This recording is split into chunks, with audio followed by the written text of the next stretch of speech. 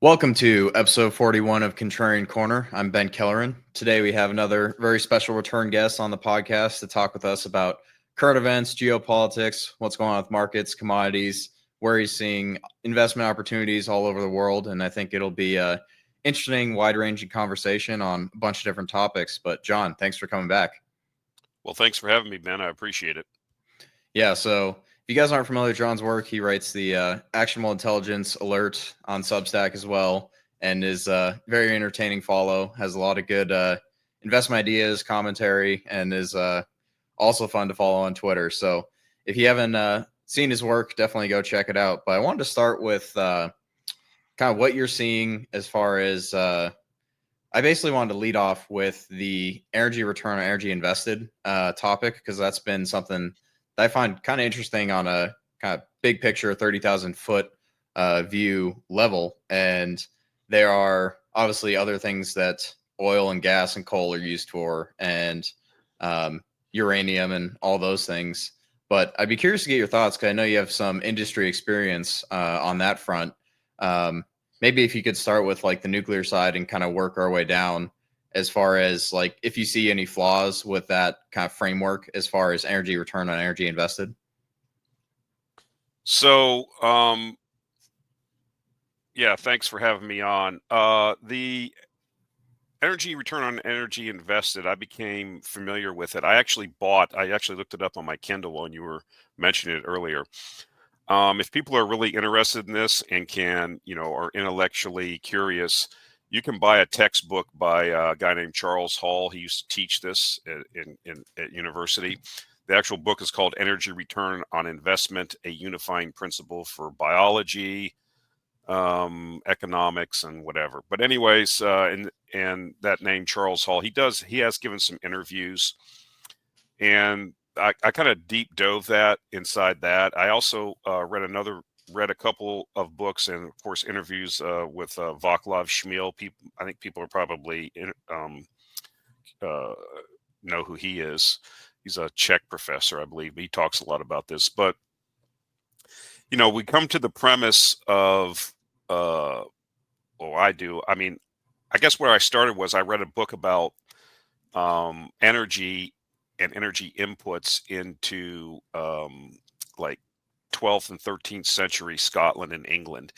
And of course, they didn't, at that point in time, what did they have? This is when I became, when I was in renewables, and I was like, this really looks kind of sketchy. What's really going on here? And I stumbled onto these books, and it was talking about, basically, you know, if you're in an agrarian society, basically your energy input into your ecosystem is the sun, basically, right?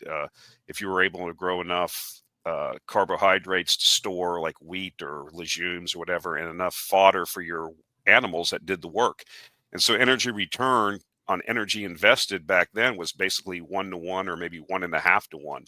And that's why you didn't have a lot of advancement in the pre-agrarian societies, because they didn't have surpluses of energy, because they're scratching out a living like a hobbit in these northern climates. There's just not enough excess energy to allow it to do anything else except for devote to that. So I started thinking to myself, okay, then I went into some of Vaclav Smil's work, and then they talked about the development of the steam engine.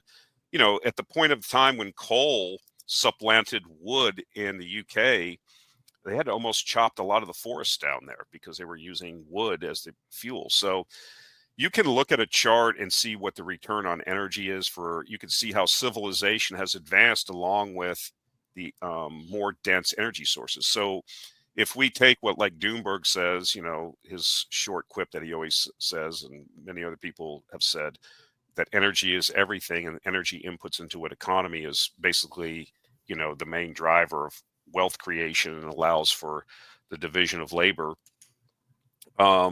then we've never seen a civilization we've always seen them go from less dense to more dense energy sources. But that they don't like the other energy sources still exist. That's what I found interesting from this. And even Charles Hall talks about this. Just because petroleum came along or natural gas, I mean, coal is still had record coal consumption in the world last year, mostly because of developing markets. So, this fantasy land that people have, basically it's a bunch of people that vested interests and others that are, you're taking a step back with renewables is what I'm getting at. You should be going from, animal dung and wood to coal, from coal to petroleum, petroleum to nuclear, ultimately fusion or whatever else they come up with down the road. And you see the progression, and you see more dense energy, and you've seen that as civilization, the ascent of man has basically mirrored that. So it goes without saying that it makes intuitive sense. It's mathematically correct. It's chemically correct. It's all these things, right? So I kind of got off track, but I think if people are really interested and want to deep dive it, I mean, that Charles Hall book is available. It's like $70 on Amazon. But I think if you're really interested in energy and want to understand that, it gives you. It's not like a 400 class or something. It's probably like a 200 class, a sophomore class, but it's easy to follow. And then, watching some of these lectures or interviews where it gets explained. But once I understood that, and once I understood about energy density and how energy, you can look on the EIA website and it will tell you the total amount of energy inputs into the U.S. economy or all these different countries' economies. And I've seen people have done scatter charts where they show the amount of BTUs that are consumed by each person on a per capita basis, and then the GDP, average GDP. There's no country that has low consumption of energy per capita that's a wealthy country. So these things all make sense. So when somebody is saying, well, we need to step back and go from dense fuels like hydrocarbons to less dense intermittent renewables, well, do I want to go back to the 12th and solar, for example? Do I want to go back to the 12th and 13th century? Well, you don't understand, because this is energy, this is a levelized cost. They have all these little nuances that if you don't really know what's going on, or you're not educated on this, that you may be convinced by levelized cost of energy. Well, absolutely, you can make that case, but if you have an intermittent source, you have to account for the spinning reserve for when the sun's not out in the case of solar, or the wind's not blowing, and they never account for that cost. So if I have a gas turbine that's sitting there ready to be turned on or is running in spinning reserve, a cogen plant, why don't I just not deal with the solar and wind and just run the gas turbine plant? And that's where you start understanding. And so that has, excuse me, implications investment wise, because anybody that's been following me since I've been on the internet, I've been making this argument mostly in a flippant manner and making fun of these people. I don't get into the deep dive of the math. I'm not that intellectually curious, but it just was common sense. And now we've seen, I think, that more and more people have realized this, and I think the zeitgeist has changed. And this has investment implications, right? Because we've had a tremendous amount of underinvestment. We still have banks and insurance companies, even though they're backing away from it now, and other folks. 2 years ago, who was going to invest in in oil and gas? As a matter of fact, they were verboten.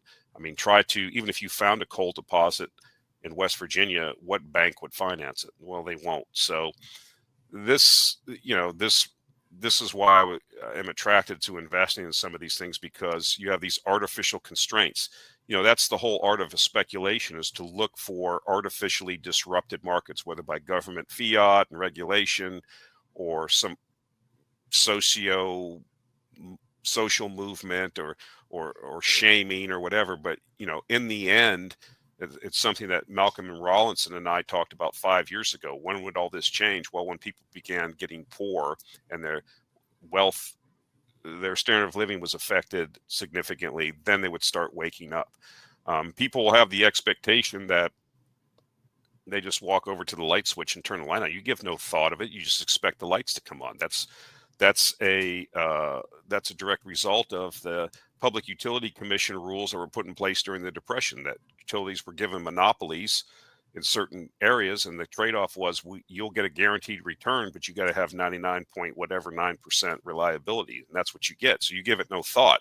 But if that changes and you get high costs or blackouts or whatever, you're gonna be like, hey, what's really going on here? When we had, for example, the the freeze here a couple of years ago in Texas, and a lot of the plants weren't winterized properly, and people died. 100 people died, including some children.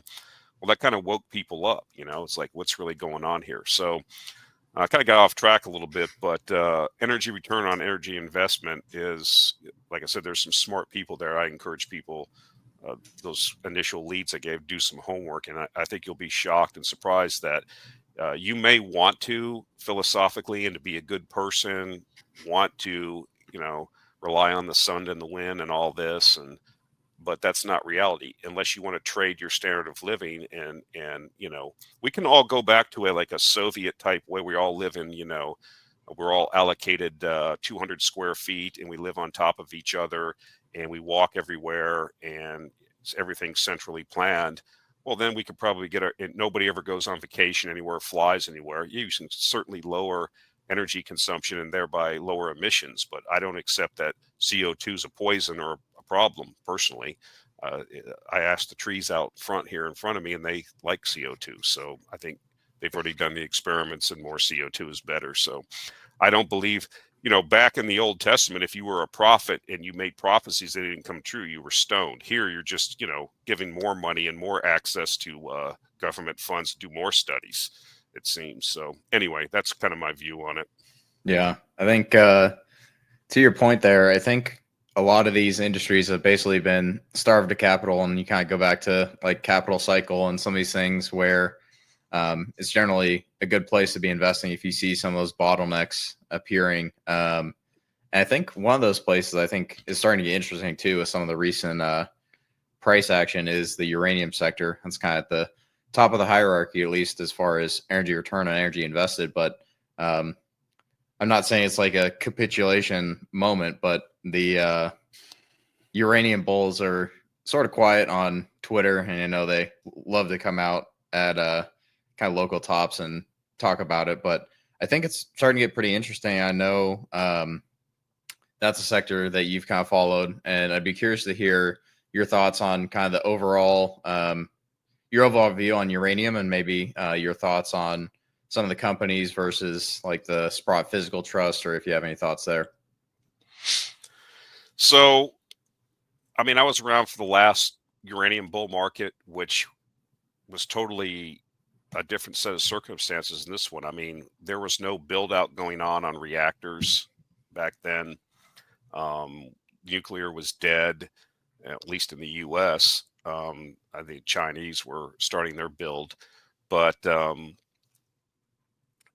wasn't the supply demand imbalance that there is now. It's obvious to me that nuclear is the future, especially in the global South and East, people that have a rational energy policy. I think with this, even the last administration kind of started realizing this. I mean, when Jennifer Grantham went to the Vodal plant for the ribbon cutting or whatever, she said, we need to build 99 more of these. Well, that's, 99 more 1,000 megawatt, pressurized water reactors. Yeah, I agree with that. I've been saying that for years. I always had the 110, 100 of these reactors in 10 years. And it would change it would be so dynamic for the world, for the U.S. economy, be akin to the Eisenhower administration doing the interstate highway system. The spillover effects would be unbelievable. But anyway, as uranium, well, here's the deal with uranium. When I first woke up to it, like, I don't know, 5 or 6 years ago, it was completely out of favor, bombed out. The cost of the metal or the price of the metal was below the production cost. There was not that many companies mining it. We had the Fukushima event. Then you had Japan shut down, and Germany went off their rocker. All this stuff was very negative. And so, but I kind of realized that, doing that, well, like we talked about earlier, I said, it doesn't matter. Like, you look at a place like Japan, they have no other option except for to bring it back, which I've said many times in videos going back for years. Why? Because I lived in Japan. They have no resources there. It's a mountainous country. They don't have any oil and gas or coal resources. And so it was just a matter of time, and time heals all wounds, right? So, but the problem is, back then you could just buy a basket of things. They were like long-term options or warrants. I mean, they were so cheap. I mean, you didn't have to do any research. Why? I mean, these things are selling for like 10 cents, 25 cents. Who cares? Just buy a basket of these things and we'll see what happens. But now, we've kind of matured from that, where, the visions of sugar plums and, now these are real businesses. These mines are turning on, like Paladin with Langer Heinrich and, some of these U.S. entities bringing the mines on. And what are we finding? Well, hey, mining's hard. It's really a crappy business. It's actually a net destroyer of capital over time. So, I think a lot of people don't understand where we are relative to where we were before. And it's the fault of social media to a certain extent. But again, as I always say, everybody's responsible for themselves. Who do you want to listen to? Some guy on Twitter with uranium, whatever, in his title that's frustrated? Or do you want to listen to Grant Isaac and these guys at Cameco that have been in the business for 40 years, or Bob Sheriff at Encore, or all these people that are the old hats of the industry that have been through many market cycles, and they're all very bullish? Or John Borshoff, or these people, okay? People that have built mines before, people that were back in the 70s at Union Carbide days and stuff like that. They're all bullish. You can see the supply demands. What analyst do you want to look at? If you want to do your own calculations, the data's out there. The deficit is what it is. And I always challenge, it comes down to, as I always say on these interviews when I'm asked about uranium, is it's obvious to me the nuclear build out's happening. All the data is there for all the reactors that are under construction, mostly in China and India, Russia, global South and East. The U.S. will join that group. It's inevitable. But we already have these supply-demand imbalances, but I don't see anybody building any mines. Yes, these guys are trying to bring these brownfield projects on, but they're all struggling. You can look at UR Energy. They didn't meet their goals. Encore doesn't have enough drill rigs or crews to man the drills for the wells they got to put in. I mean, I think they will all fix these problems down the line. I mean, Paladin was recently struggling 6 months ago. It looks like they've got their water issues at Langer Heinrich. And they weren't even really mining yet. They were still processing, old material that had already been mined. So, like I said, mining's hard. Now it shifts from, well, these things are just long-term options. So these are real businesses that have to be analyzed. And are they capable of, doing this consistently and, do it profitably? So that's a different animal. So my view is that with the supply demand the way it is, and why not just, it's the same thing when people ask me, like, you go back to like platinum's another example. It's so cheap relative to its history. Why do you need to screw around with Sibiane Stillwater? Just buy the metal, and if it does what it's going to do, what it can conceivably do, it could be $3,000 or $4,000 an ounce at some point down the line. Why do I have to screw around with some poorly run mining company that's got mines in a place that I don't even want to visit? So, I mean, it's kind of the same mentality. So basically what it comes down to, I think, is, what are you trying to achieve? Are you trying to be that? What we have here is, people have their expectations are not aligned with, their actions. So everybody wants to get rich very quickly and without minimal amount of work. And I'm an old hat. I've been doing this. I went through that before. The way you get wealthy is compounding over time returns. So if I can't beat John Bogle's S&P low-cost funds, then I should just do that 288 a payday. But if I think I can beat it, then, do I speculate? Yeah, okay. I would love to put $1,000 into some XYZ uranium company and have it go up 100 times. But if that's really what you're doing, and that's your expectation, you're probably going to be disappointed. You're not going to be that guy. If I walk down the street and find a scratch-off ticket in the gutter and scratch it off and win 5,000, I was lucky. That doesn't mean I'm a good investor. So I think what it is people, I'm going to have it up this week, and somebody else put it up. I've put it up many times. the last bull market had, I don't know, 5, 6, 7 drawdowns of at least 40 or 50% or more. And we're just in the middle of another drawdown. And so, you know, you have a lot of we never had this amount of social media. We had Yahoo message boards back then, you know, that's all we had. And then Stockhouse came along, and now you've got full blown where in seconds everybody's commenting on everything. Everybody has an opinion. But I think it's a good sentiment tool, because I think sentiments all retail is blown out.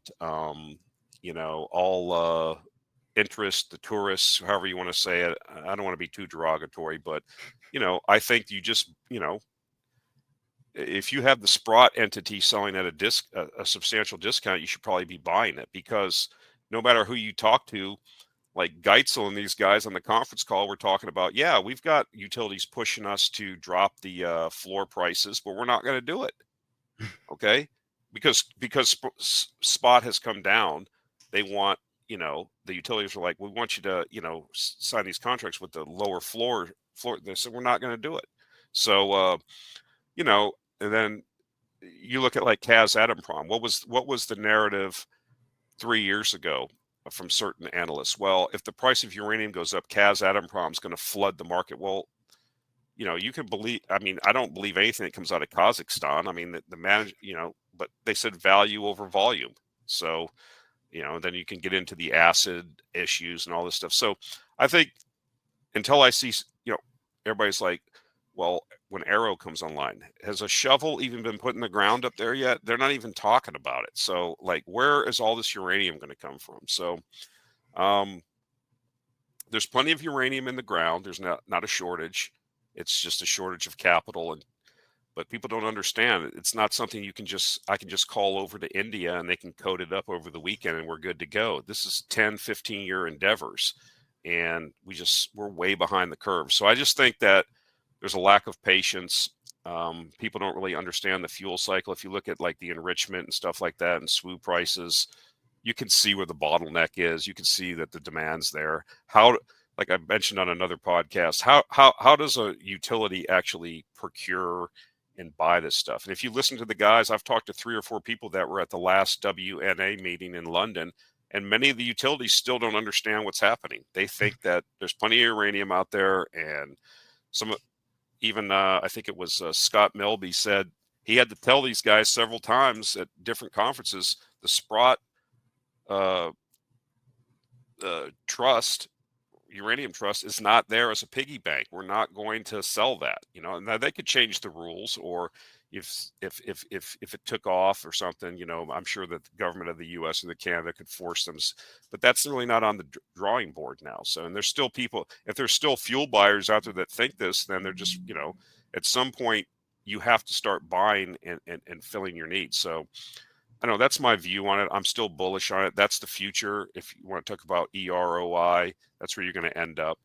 And you see what like all these other countries are doing. I mean, now the U.S. has finally got it. And, you know, you could have this partnership here in the U.S. between these tech companies and the government to really, you've got a real energy secretary from the energy industry now in there that gets it. And so I'm looking forward to a lot of positive catalysts going forward. I think you're just in a pullback, you're in a drawdown, interest is down, capital is not really, unless there's fireworks happening, then capital is bleeding out of the industry. And this is not a big market. The uranium stock market, it's full of a lot of retail and a lot of shiny object kind of hot money. So that's kind of my view. It'll turn around. It's just a matter of time. The problem is people get on here and they listen to people, and then they put too much, you know, the position sizing skewed and doesn't do what they want it to do in the time frame they want it to happen, and then they get discouraged. Yeah, And it it's doesn't pretty obvious. doesn't go straight up right after they buy it for Well, every day for the next month or year or whatever the timeline is. But it is interesting with, like, you see the Sprott Trust and people talk about like, well, if Sprott is basically siphoning those pounds off the market, the price hasn't done what people thought it would do. And like, there is the narrative of mines coming online. it is kind of interesting to watch. But I think, like you said, the long-term story for people that are patient, I think, is as good as ever. But I did want to kind of shift to oil and gas because I know that, at least in my opinion, overall, those businesses are, I think, generally better. I mean, from a high level, if you look across the board, than say like gold miners, precious metal miners, some of the other commodity sectors. But I've started to do some digging into some of the Canadian oil sands names too, which I think are pretty interesting here if you're kind of looking at what's going on in the Permian and um, having questions on, I guess, the companies that operate in that area. But I'd be curious to hear your thoughts on oil and gas and maybe some high level views on where you might see opportunities there. Well, I try to stay away from talking about natural gas just because, but I am getting more and more curious about it because we can get into that discussion later of why. Um, but What I will add before I let you get going, it does seem that like natural gas has sort of become a consensus trade a little bit as far as what everyone's talking about and LNG and kind of go down the list. yeah, But yeah, it does seem like it has become kind of the hot commodity, hot sector to be looking at. so with oil, I mean, it's fundamental to modern society. I think a lot of people just focus on it being used as a transportation fuel, but if you look at the constituents of a barrel and all the products that are derived from petroleum or can be derived, um, it's pretty substantial in our lives. It allows, it lubricates, it allows for modern society. Without it, you wouldn't have 8 billion people. Um, the demise of oil, I have to be careful though, because I've always loved oil and gas exploration and wildcatting. I've read every book by every history of the industry. I love this industry, but so I have to be careful because if I don't consider myself an oil man, but I mean, in another life, I probably would have been one. But if you ask an oil man about oil, they're always bullish, right? They're never not Yep. bullish on oil. So the deal with oil, in my opinion, is very simple. I mean, um, demand keeps going up every year with outside of like 3 or 4 times in the last 50 years. COVID was one, 2008. Has to be some super dislocation. Otherwise, it continues to creep up. Why? Because it's an easy fuel to use, store, all these things. It has so many derivatives that of the constituents of refining that are used. It's just a wonderful thing. And so we had a situation, I think, where we had this shale boom in the U.S., and I'm going back 10 years now, was coupled with, I was in a couple of the shale basins doing other work and saw this firsthand, trying to go into a county clerk's office, literally in Oklahoma, north of Oklahoma City, trying to get a permit signed for a wind farm, and 100 people in there going through, landmen and all this. I mean, it was crazy, man. And going through the Eagle Ford, when you go through Kerrville and these places, and it was back-to-back traffic, and they had to have deputy sheriffs out there, pipe, water hauling trucks, pipe hauling, sand, everything. Big sand facility up by, these, all these stuff. Well, it's all kind of calmed down now. And so this was a great endowment, but the thing kind of sucked all the oxygen out of the room for the rest of the industry. I mean, it was basically finding two Saudi Arabias, right? And they didn't really make a lot of money during it. There wasn't a lot of cash flow, even during when it first started, because people were incentivized just to drill, baby, drill, get the production up, and then you would get your stock options. Well, the industry now is completely changed. There's an argument out there that, if you had this low cost production and you could have these high recycle rates, and it was $45 a barrel or whatever they were claiming, then why am I going to go, why is Saudi or why are you going to do offshore Guyana? Why are you going to do all these offshore projects? Are you going to walk into the boardroom at BP and say, well, I have this, project out in 20,000 feet of water in the Gulf of Mexico, and, we got to rent this 8G drill ship at $600,000 a day for the next 18 months, and it's going to cost $8 billion. and in 10 years we'll have 100,000 barrels. I'm going to build a big production platform. You were going to get laughed out of the room. Well, I think that's kind of changing now. I mean, I think we're reaching. I'm of the opinion that we may be reaching a plateau in U.S. production. I steer people to the Q4, I think it was Q4 2024, Gorian Rosenzweig commentary. And what was interesting wasn't necessarily the discussion around plateauing of the Permian, but the fact that the United States had already went through a plateau before, and it was in conventional production back in the early 70s during the Nixon administration. And a lot of the rhetoric and a lot of the discussion and a lot of the fixes for the declining conventional production were the same that you're hearing now. It's not a problem. We just need to throw more rigs and money at it. And they did. And production still plateaued and went down because, as the famous geologist from Shell in the 50s, King Hubert, talked about how fields and how wells go through a life cycle and peak, and people can read about that. That doesn't mean you're going to run out of oil, but it means that, if you are plateauing in the Permian, plateau means that you're reaching the top and then you're eventually going to go into decline.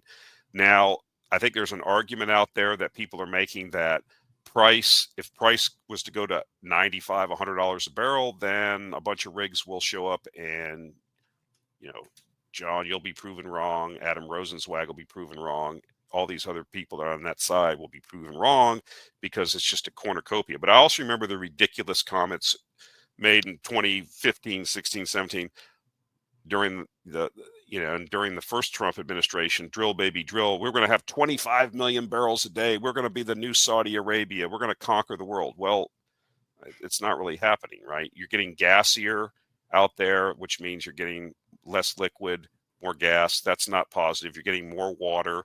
You're having earthquakes out there now because they can't get rid of all the produced water. But that's an opportunity also. But what I'm saying is there's some evidence that, we may be plateaued. So if we plateaued, the rest of the industry has been starved for capital and activity. So if you do peak, this is my thesis, always has been. You got demand growth of 1% to 1.5% a year, barring some kind of massive dislocation like we talked about. And then you have, depending on if you want to listen to Exxon, who I listen to, 6% world depletion. So that's 7.5%. That's basically, at current production rates, 7.5 to 8 million barrels you have to find and bring online every year. We haven't been doing that for many, many years. And the shale boom has kind of obscured that. And so we may be heading to a situation where, because of the lack of investment, which, I think Rick Rule said the other day that he thinks it's $1 billion a day of underinvestment. It's just compounding. So, we could be running into another situation where later on, in this decade or next couple of years, we're going to see prices at a higher sustained level. Okay.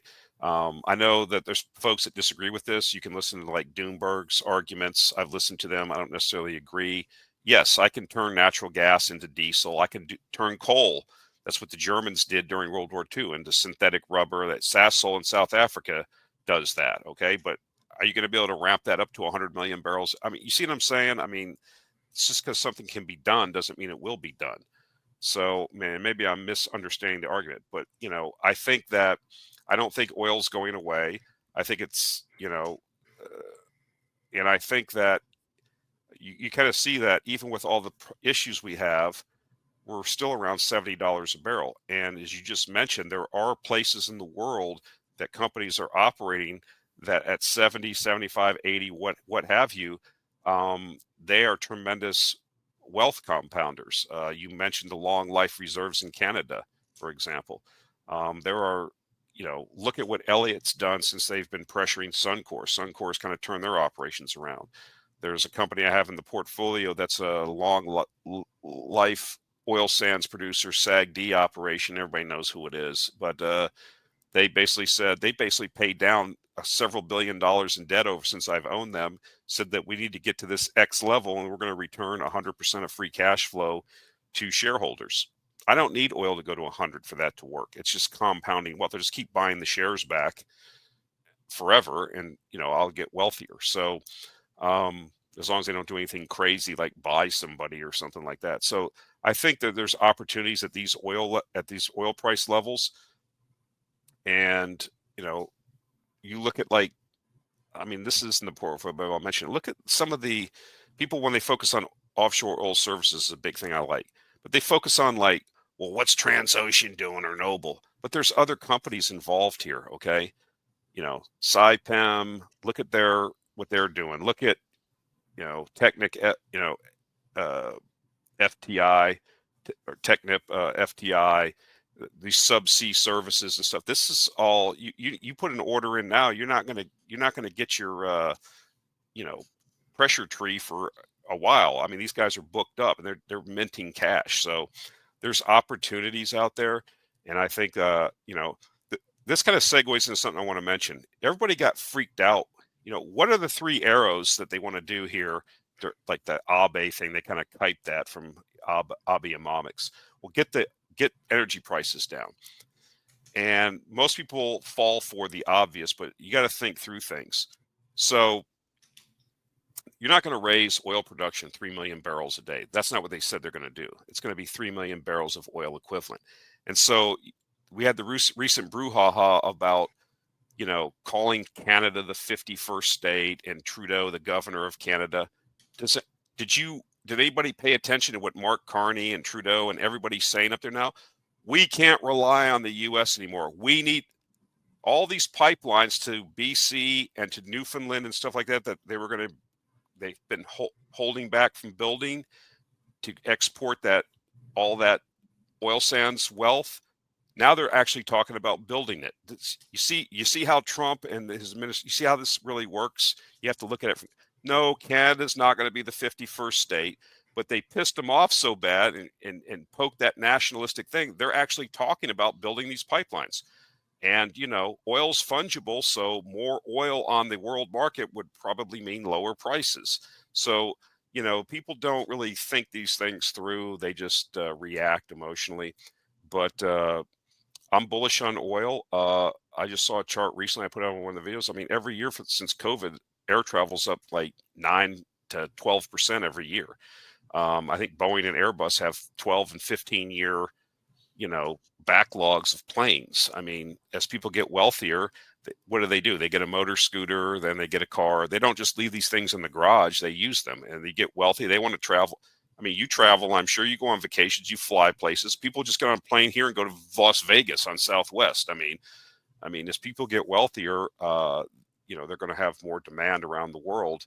I think the term is the S curve, and 4 billion people are moving through that S curve.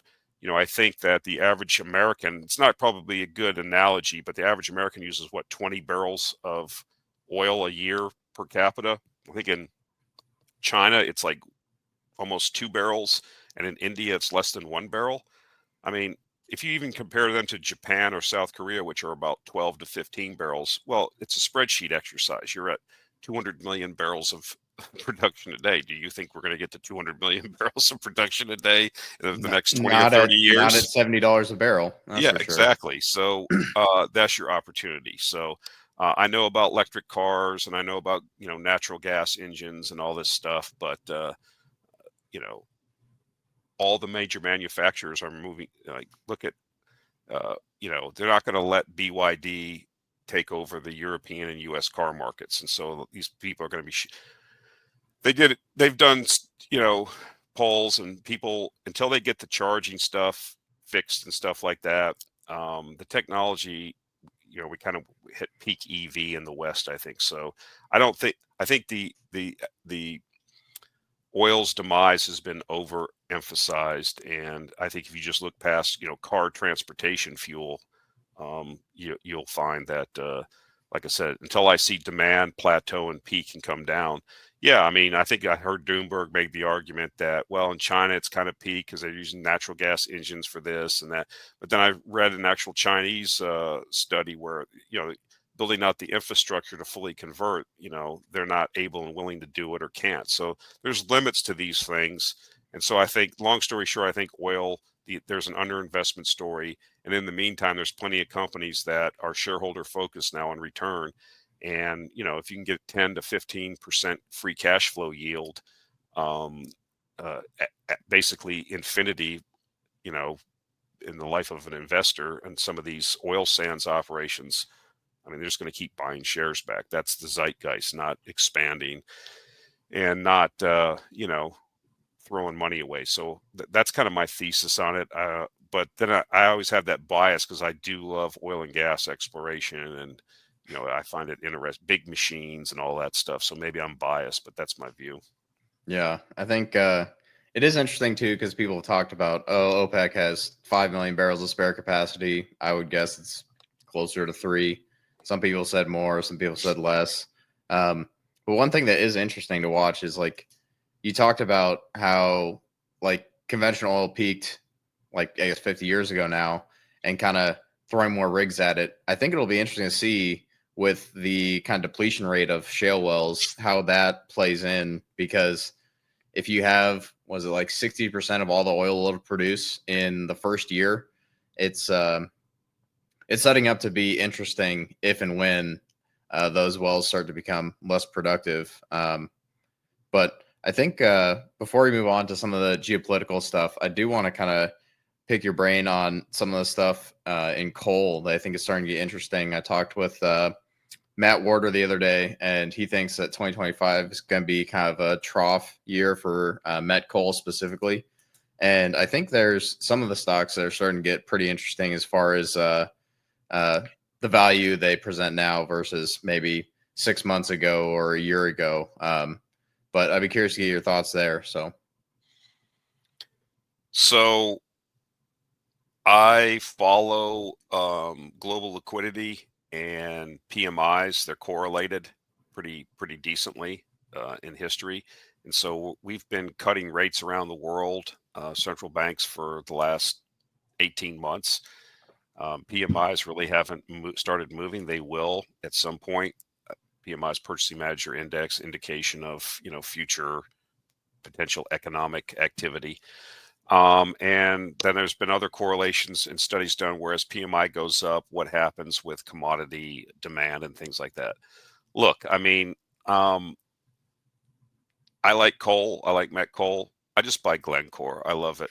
Glencore put in front of their shareholders, I think 6 months ago, do you want us to get out of the coal business after they bought the Teck coal assets? And people were like, hell no. I mean, you got to remember, this is the old Mark Rich company. I mean, people know who Mark Rich was. He was the guy that made billions just circumventing all these sanctions. I'm not saying he was a moral guy. I'm just saying what he did. And so, I'm mostly just a Glencore guy. And the one company I like in Australia, that what's it, Westhaven? Is that the name of it? I think. Yeah, Whitehaven, I think. Whitehaven. Yeah, I got some small shares there. I don't know that much about it, but I don't think coal's going anywhere. I think I just read the other day that Chinese coal consumption has. I mean, a good compounder for me has been, because I just take all the dividends and reinvest them, has been the Tavan Tolgoi shares that I bought probably 15 years ago in Mongolia. Just keep reinvesting the dividends.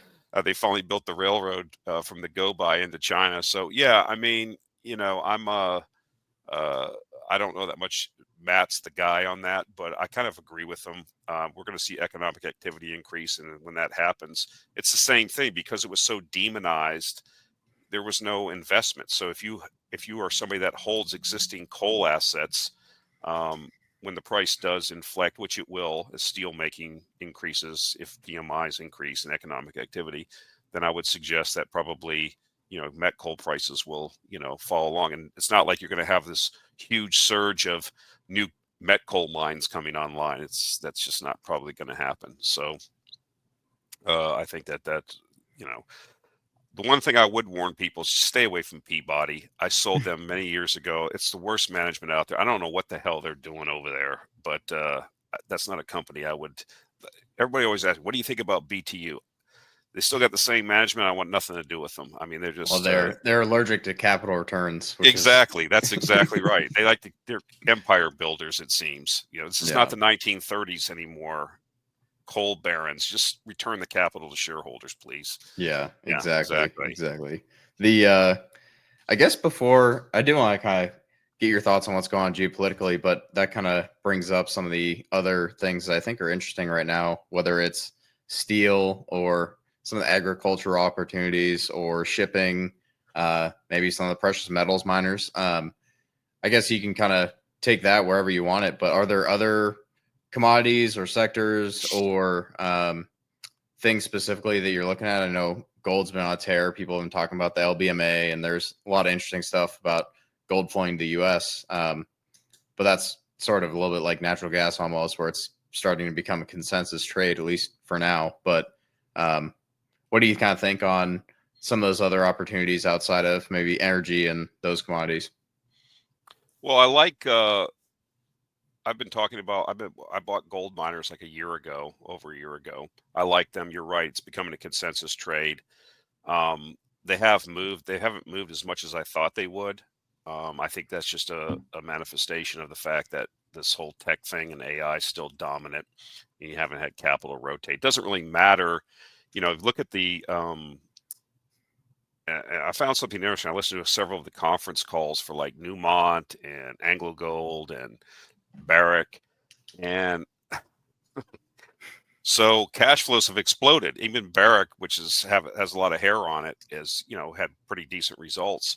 And I think Anglo Gold's cash flows up 9 times. They're increasing their dividend to 50% of free cash flow. And I mean, you'd think that, hey, that's great. Freaking stock dropped 15%, Anglo Gold stock, during the conference call. Because all-in sustaining costs are up. Yeah, it's called inflation.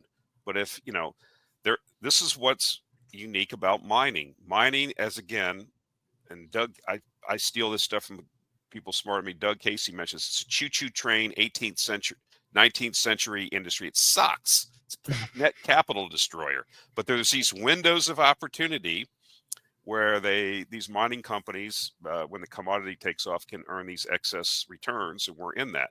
Unfortunately, these stocks are not really responding, but I think they will. I think there will. You're starting to see some of the capital come into the senior miners. That's where it starts, and then it'll start trickling down to the intermediates, and then you'll eventually have a junior mining bull market, speculative bull market, and that'll be the end for the next People call it 20 the years. moose pasture, gold mining Exactly. co, stuff like that. Exactly. But of course, all of the people, retail, and a lot of people that are on the Twittersphere, whatever we call it, FinTwit, they're going to go right find their favorite junior and start pumping it on CEO.ca or whatever. And, why isn't this thing made me a millionaire? I put my $1,000, here we go again. So, but I think it's there. I think silver, just buy the silver. If you like silver, buy. I just bought a bunch of silver. I mean, it had some good prices at JM Bullion. I bought a bunch. So, I mean, I don't need to. I do speculate in a few things, but you got to catch these things at the right time. What I think people should do is they really want to understand the commodity market. The best people that have explained this and really have a handle on it are the guys that run a royalty company called. It's up in Canada. Not the name's going to slip my mind because I'm old. I can't remember it. But anyways, what the hell's the name of that company? Anyway, these guys had a presentation they showed many times. I've been following them for years. I can't remember the name of the company now. It begins with an A. Altius Minerals. Go look at their presentations, listen to their CEO. These guys are experts about what did they do? They wait till there's troughs and they understand the cyclicality. People forget cyclicality in resources and why cyclicality happens, and that you have to buy these things when nobody wants them, which is most people can't do that. I mean, that's what Rick Rule says all the time. I hate to quote Rick Rule, but talking about consensus, but you're either that's what he means when he says you're either a contrarian or a victim. Why are you buying gold stocks right now? Why weren't you buying them a year ago? Why are you buying? You see what I'm saying? When everybody's in there, that doesn't mean it can't move higher, but they'll probably, look at the charts, the RSIs, the things have moved quite a bit. We're obviously in a long, I think that there's tailwinds behind precious metals, specifically gold, that are going to propel it higher without even getting into some of the stuff you were talking about. That's beyond my That would be very interesting if they opened up Fort. I know a guy that was a soldier at Fort Knox. He says there's no gold in there. He was in the vault, but who the hell knows? I don't know, and what the repercussions of that would be. But I mean, notwithstanding that, we're in decline in the West. I mean, I'm glad that Doge is doing everything, but they really haven't found that much savings. Maybe 100 billion is what I counted. Still got on track for a 1.8 trillion dollar deficit this year. And oh, by the way, you still got to sell what, $7 or $8 trillion of paper that's rolling this year. How are you going to do that? And how are you going to do with that $100 trillion in unfunded Social Security and Medicare liabilities? Well, it's called a printing press. So that's a major tailwind, I think. And that whole West is in the same boat. So that's kind of what I focus on. And then if there's opportunities, I think, these gold mining stocks are in a window. I wouldn't buy them now. I'd wait for a pullback, but I would just stick with the seniors and intermediates. I mean, Alamus, Agnico Eagle. I mean, these are well-run companies. Buy them at a discount, or buy them when they sell off and just hold them. I mean, why screw around with XYZ gold mining company and, BC or something? It's not worth it. So, but again, that's not what people do. So, but I like that. Agricultural, I like it, but how do I make money on it? The fertilizer companies are still kind of in the doldrums. I think with the Ukraine war wrapping up, you've seen the Ukraine-based agricultural companies that trade in Poland. They've already rallied a lot. You already know what's going to happen there. They're going to get a deal, and there's stocks that are going to respond to that. So I don't know.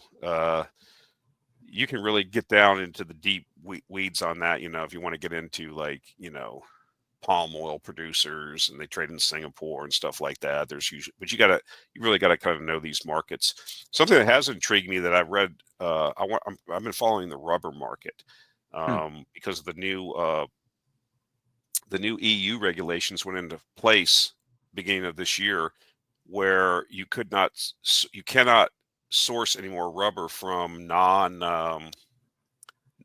from plantation based sources. So that's the kind of stuff you have to kind of look for, these anomalies or these disruptions that are caused in a market due to, that's how I kind of approach those things. But you got to be careful in these resource markets, because if you don't understand the cyclicality, if you don't understand that these things are cyclical, then they're burning matches. That's another way to look at them.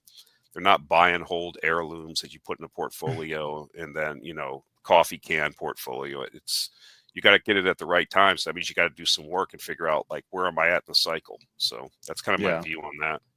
Anything in steel or shipping that looks interesting? I know I sold all my tanker stocks. It didn't really, we made some money in them. I know that there's an argument that if you bring Russia, the shadow fleet goes away and VLCC rates are going to go up. They have kind of rallied, but the opportunity cost of waiting around. I mean, you can't kiss all the girls. So I had some better opportunities and just decided to part ways. I think if things turn around in, like I'm saying with the PMIs, and we see stuff start rallying again, or economies start picking up again, which I think they will with all the liquidity that's being created by these central banks cutting rates. I mean, dry bulk might be something to be interested in, but again, how much bandwidth does a guy have to get into? You really got to pay attention to these things. You know what I mean? Otherwise, you can't just buy them because you heard somebody say something on a, Jay Mintzmeyer said or whatever. Guy's good at what he does, but you got to do your own research too. And how much bandwidth does a guy have? Yeah, I think to your point on dry bulk, if I remember right, we're basically at all-time low on dry bulk rates, but that's maybe another rabbit hole for another time. But I do want to kind of, before we wrap up, get your thoughts on kind of the whole geopolitical situation, because that's been it's been an interesting month, to say the least, since Trump got in. Like, you have the meeting in Saudi Arabia, JD Vance's speech to the EU, potential for Middle East conflict flaring up, the Ukraine conflict to start wrapping up. But seems like a lot of stuff is going on. You mentioned government spending, some of it getting cut, but I'd be curious to hear what you think 2025, maybe beyond, looks like for the U.S. for kind of geopolitical stage, anything like that. So, Well, it's 180 degrees. It's changed in a space of 3 to 4 weeks. This administration in the U.S. has a totally different mindset. And I mean, you heard Marco Rubio say during a recent interview, we're in a multipolar world. Well, I've been saying that, Tom Luan, people have been saying that for years. That's where we're heading. And people wanted to deny it. It was obvious it was going to happen, Ben, because as these countries became wealthier, they were going to demand and require a larger presence on the world's geopolitical stage. So you're going to become the second largest economy in the world, or first, depending on, I'm talking about China, and not have a presence on the world stage, not to have your, geopolitical concerns taken for seriously. I mean, that wasn't going to happen. And I'm still have the view, and I know people are very euphoric right now in the U.S. and there's been a lot of good things happening, but you're talking about reversing 50 years of deep state and probably 25 years of structured decline, and Western Europe is definitely in chaos and decline. And so what I call it, I've said Trump is kind of like the old conservatives in the 50s, like Taft and these guys. They're not isolationists, but the view, I think, when you say a multipolar world, what does that mean? Well, the world's, instead of the Monroe Doctrine, the Don Roe Doctrine, look at what Trump's talking about, Canada, Panama Canal, South America, Western Hemisphere, basically. That doesn't mean we're going to recede into that, but we don't have, it's a era, I think, of what I call rational realpolitik instead of this emotion-based. Not that I believe that, like, the previous, a lot of the leaders were wedded to the post-World War II neoliberal world order, kumbaya, the Davos thing. And I think that's been dashed against the rocks for many reasons. And I think that I personally think that's a good thing. And so, I mean, you have Trump coming out and basically saying he wants to meet with Putin and Xi. And if there's room to, I mean, I think this is him just saying stuff sometimes, but he said it. Maybe it's possible to negotiate that we all agree to reduce defense spending by 50. This is kind of 50%. Why do we need to do all these things? Maybe so you're getting into a situation where people are looking to be advocates for their own interests instead of just being wedded to these outdated, like NATO. What's the purpose of NATO? The purpose of NATO was to protect against an invasion by the Soviet Union. The Soviet Union doesn't exist anymore. Now, there's people listening to this, and there's people out there that actually think Russia, like I told Steve Barton the other day, like this is like, Wolverines, the Soviets are going to parachute in. I mean, really? So from the beginning of the Ukraine war, which is over, by the way, Russia won. I'm sorry to tell everybody, whether they like it or not. We were told the tires on the trucks, Rob Lee was a guy, all these NATO guys. I've looked at the pictures. They don't have any tires. They're not going to be able to sustain the logistics. Then it was, they're all drunks, vatniks, drunks, poor people that they get from the provinces that have no other jobs. Well, the Russians, then it was about a couple months ago, well, their rail system's going to collapse because ball bearings. They don't have access to Swiss ball bearings. For heaven's sakes, these guys have a space program, guys. I mean, what are you talking about? Look at the Su-57 fighter compared to the F-35. What? Same thing with the Chinese. This chauvinism that exists in the West. This is the main thing. I'm not anti-U.S. I don't hate the U.S., but the chauvinism we have, like we think that we're above everybody else, and nobody else can do anything. They graduate more engineers, more STEM people in China than we have in the entire United States every year. What do you think's going to happen there? They're going to supplement us. We have to acknowledge that and prepare for that. We can't compete with that. Well, I think I think so many people in the West have blinders on some of these issues where it's basically they've been like a lot of the West, especially like on the military side, has been coasting on the power of the last several decades. And right, you mentioned the F-35. That, I mean, you look at that project, it's a I think dumpster fire might be putting it too kindly, even. And it's tough to look at and see how a kind of global empire could continue. But I think it is interesting to watch all this stuff start to shift into, like you said, multipolar world order, kind of spheres of influence, all that stuff. And the biggest thing I'm hoping changes as far as kind of Trump round two and potentially a Vance presidency, I know that's looking a little bit further out, is some of the stuff around immigration. And that's been a hot button topic for a while now after what has happened coming over the border over the last 4 years. But I think it's interesting to watch. Like, you see Europe right now basically in political turmoil from this being, I think, the main issue, as far as, like, you have this in Ukraine and other stuff, but I think people in Europe are more concerned on average with immigration, what's going on there. And people talk about, oh, how are you going to get rid of 10 million or 20 million people? And when I talk to my friends, I'm like, look, it's at least 50. And that's, it's tough to think about, but I do think people have started to see some of the self-deportations, some of the things going on there. I'd be curious to hear your thoughts on if Europe can fix its immigration problem and if U.S. can kind of keep steering the ship in the right direction on immigration. So my view on this is immigration was my major issue, because I believe that a country is basically the constituents of the people that live there.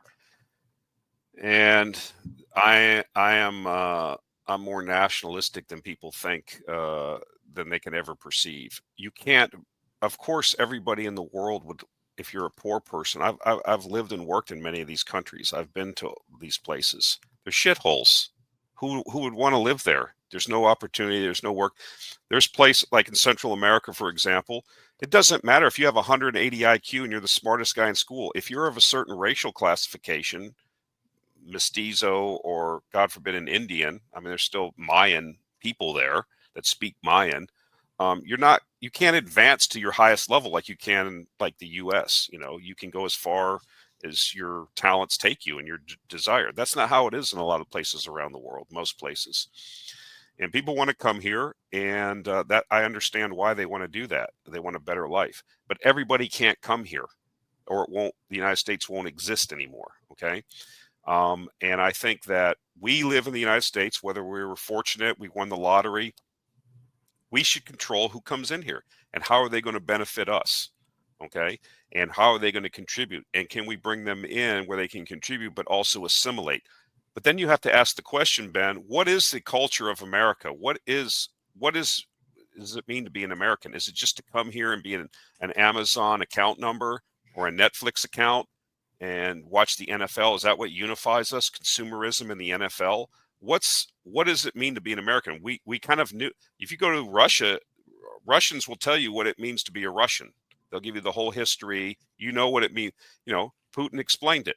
There's three pillars of Russia. The people, or the land, the Orthodox Church, and the Russian state. Well, you can agree with it or not, but it's at least an articulated mission statement. What's it here? Transgenderism and the NFL? I don't know. I'm being flippant, and if you dilute that, then the United States will lose what it is. It just becomes the Austrian-Hungarian Empire or some other multi-ethnic empire that's going to be in terminal decline as it turns into a bunch of people trying to grab as much, ethnically balkanizing and trying to grab as much for their, and you can see that in politics. Okay. That's not everybody. That's just making a general statement. And so you have to control it. And what I also think is economically you have to control it. My whole views on this changed when I spent a lot of time in the Midwest and in the Rust Belt states building renewable projects in these small towns that used to have these towns that would get built up around a factory. There'd be 10,000, 5,000 people working. There was some factory, Bendix factory, that made brake pads or whatever. And everybody worked there, and they had a cafe, and people were reasonably middle class. And then they moved then we financialized the economy and had NAFTA, and everything moved away because we had, those quarterly results to get the stock price up was what important. And then what about all those people? Well, you go through there and there's alcohol and there's dope and there's nobody is motivated. They're not good places. And then you get smarmy comments about, well, learn the code. And so I think the constituency of this administration is not the U.S. Chamber of Commerce and the people that have benefited for the last 25 years, but working classes, tradespeople, small business owners, and they get it. And so if you push out the excess labor, yes, prices are going to go up because you're going to have to pay people. Okay. And then we'll probably have to automate more. And we could still have guest worker programs. I've explained this many times. I grew up in Southern Florida. It was how they used to cut cane by hand, and they would bring Jamaicans and Haitians in for the cane cutting season, the old DC-3s, and they lived in block housing away from the city. They would bus them to the cane fields. They'd cut the cane for the cane season, then get back on the DC-3 and go back. You didn't bring your family over here and then overwhelm the medical and educational system of Belle Glade. They didn't do that. So it's the same thing. So you can have these mutual beneficial relationships. And so that's what I advocate for. I think that a lot of people are upset. They don't like it. Yes, there's people that came here. I live in South Texas. There's raids going on here every day. There's restaurants that have closed signs because they've raided one restaurant over here twice now, and it's shut down now. La Brisa's car wash, shut down, hand wash, because all the guys that worked there were illegal. Will we survive? Yes, we'll survive here. They have auto washes. But I think that this had to happen because otherwise we were on a trajectory. What was the trajectory we were on? You're right. It wasn't 11 million. I've heard that since I was a kid. Oh, there's 11 million elite. No, it's probably 50, 60 million people. Okay. And I've heard people say 100. Like it could be hard to even know. It could be. And so exactly. And so, I gave an example to somebody today at lunch. We were talking about this, and I talked about how things can change and why this is important. I was originally born in Minneapolis, Minnesota, and there was the Ilhan Omar's district, her congressional district, used to be the congressperson from that district was a woman professor from the University of Minnesota, a Jewish woman, and she never met an immigrant she didn't want to bring to the Twin Cities and give resources to. And so they had the first wave in the 70s of the Hmongs. They brought them over after the Vietnam War, and then Somalia. So they call, Minneapolis, St. Paul's the largest Somali population outside of Somalia. Well, if you say to yourself, well, that's not a good thing or a bad thing. Well, it's kind of weird because if you have a working dog, you can't get into a cab driven by a Muslim Somali. He won't, because they don't want a dog in their cab. Now, people will say, well, that's just an inconvenience. But you see what I'm saying? So then when they got to a sufficient number, what did they do? They had the political power. They didn't look at the merits of the old Jewish woman that brought them all over there and was so suicidally empathetic for them. They put Ilhan Omar in. And so you start balkanizing. Okay, so are they Americans or are they Somali Americans? They're really Somali. They're really Somali. They just created a little enclave for themselves. And so they're going to advocate for their interests, right? They're going to, and so what's the overall interest of the U.S.? Are we all pulling the wagon? And how's a wagon move forward if everybody's got a rope tied to every corner of it, pulling it in their own direction? That's my whole point on this thing.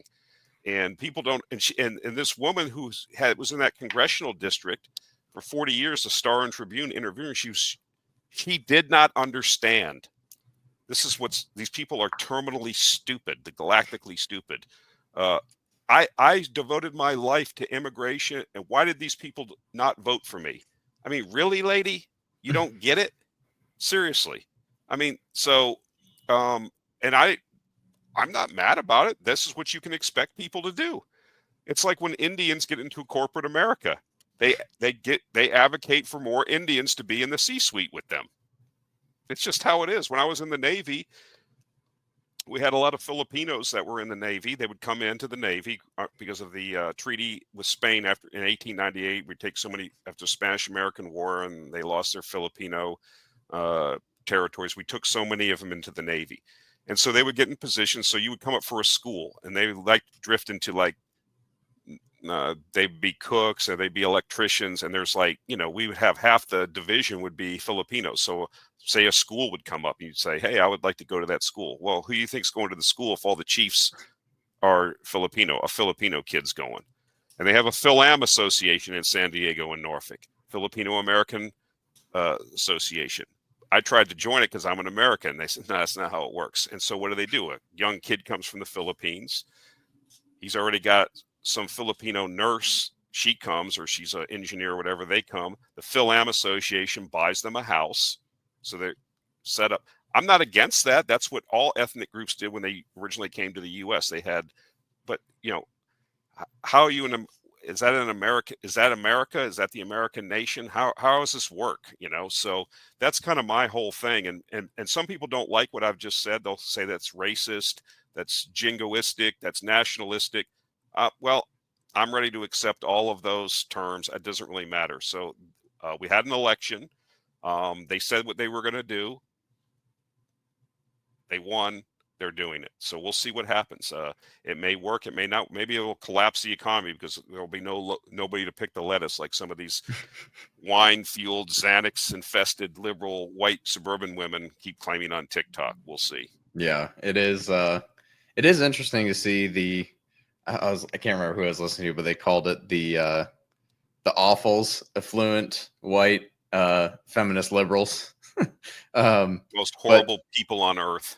It is pretty bad to see some of the stuff they advocate for, and it's just frustrating. But I think to kind of wrap up that idea, what you're saying is a lot of people need to, I think, figure out if the U.S. is an idea and everyone just worships at the altar of the GDP must go up, so we must import as many people as possible, or if it's a people with a culture, with a heritage, like go down the list of, I think, what is pretty basic understanding of what each country should have as kind of an identity. But I think the other thing that is starting to become more obvious is we're not going to have these political parties forever, and things are starting to realign from like Republican, Democrat, conservative, liberal to, I think, people that are nationalists versus kind of people that are globalists, and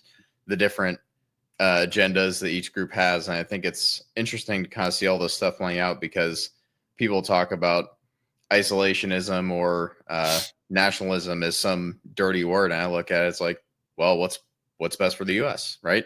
And That's exactly right.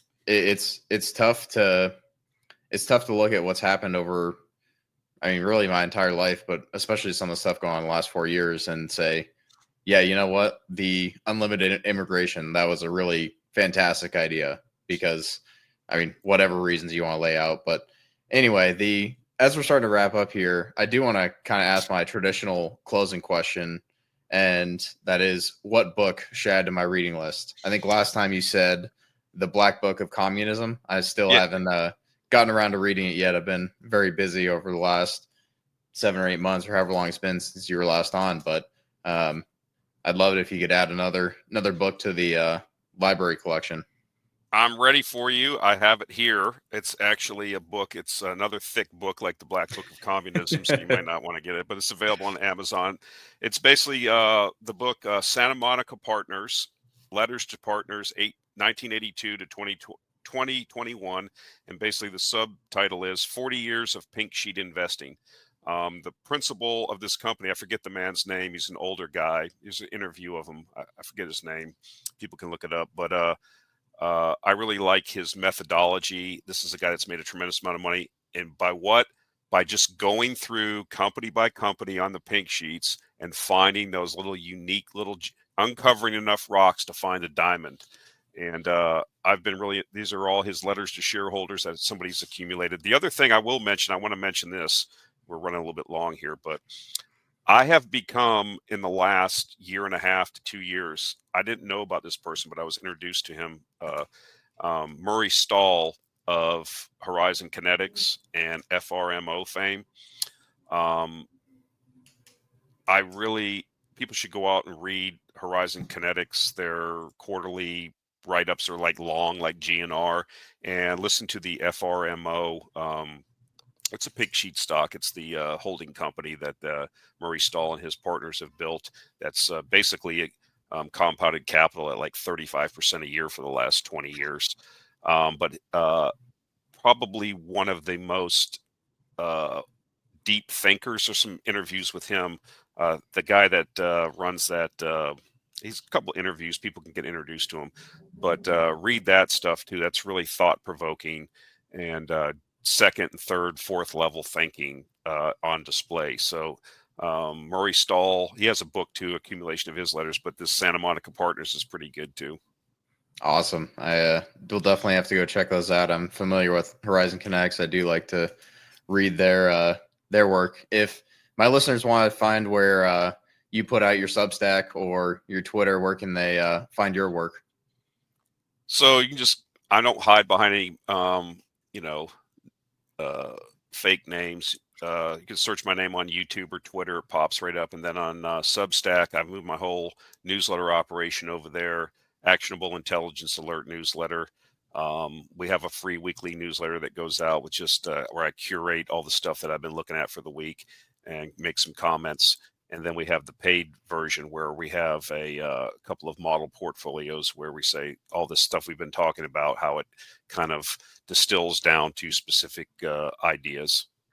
Yeah, So no, it's definitely something you guys should check out. His weekly YouTube video updates are always worth a watch. But I really appreciate taking the time. I think with that, we'll be wrapping up. Thanks for stopping by, and we'll see you next time.